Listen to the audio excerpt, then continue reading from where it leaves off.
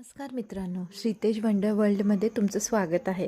आजचा दिवस खूप खास आहे कारण आम्ही आलो आहोत लाडूच्या आजोळी। आज सेलिब्रेशन केलं लाडूच्या आजीचा वाढदिवस आणि व्हॅलेंटाईन डे एक सुंदर ठिकाणी केशव गोविंद रिसॉर्टमध्ये। या व्लॉगमध्ये तुम्हाला धमाल, मस्ती आणि एक आठवणींनी भरलेला दिवस बघायला मिळणार आहे। चला तर मग सुरुवात करूया आणि पाहूया श्रीतेजने केलेली मस्ती।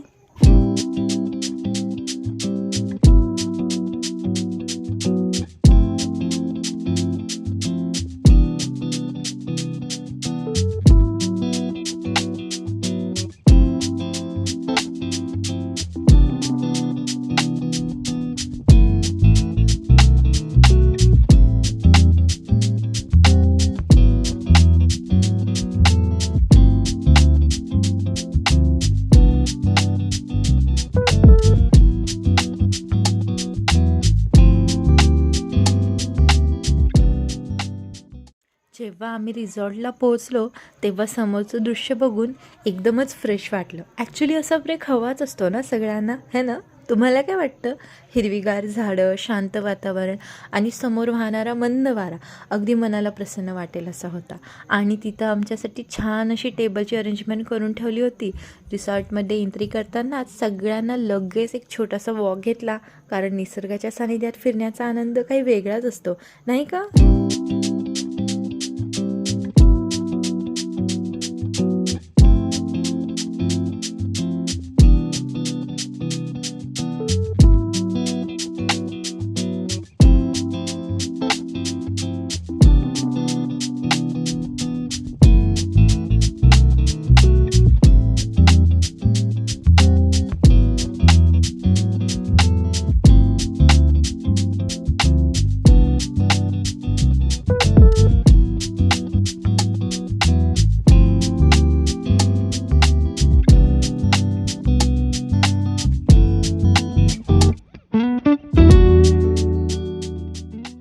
आमचा छोटा लाडू म्हणजे सगळ्यांचा लाडका आणि पिहू यांनी रिसॉर्टमध्ये गेल्यावर लगेच झोक्याकडे धाव घेतली।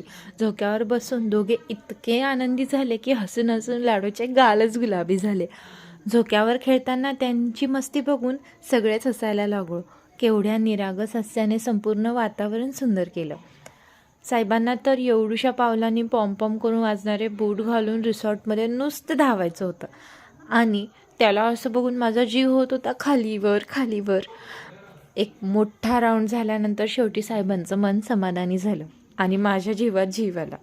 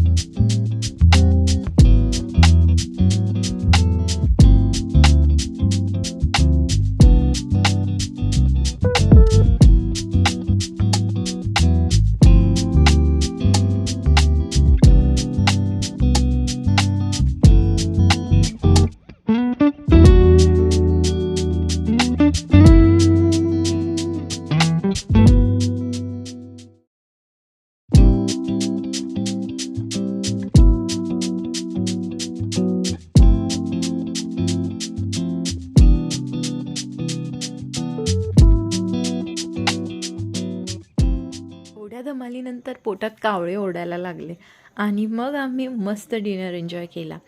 लाडूने टोमॅटो सूप एन्जॉय केलं। जेवण अगदीच रुचकर होतं, पण मला व्हिडिओ शूटिंग घेता आलं नाही।